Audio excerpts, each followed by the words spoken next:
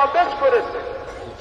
এবং বড় মাছদের কাছ থেকে উপদেশ খাবার আসলেই কিছু না জেনে না বুঝে খাওয়া শুরু করে দিও না।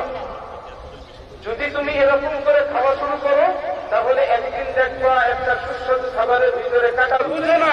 যখন চোখ বন্ধ হয়ে যায়, মালাকুল মউত এসে যায়, মুনকার নাকির খবরে প্রশ্ন করতে থাকে, তখন মনে পড়ে বলেন হাইহাতা হাইহাতা লিমা তুআদুন, হায় আফসোস তোমাদেরকে যদি আরেকবার ফেরত যাইতে দেওয়া হতো। আল্লাহু আকবার।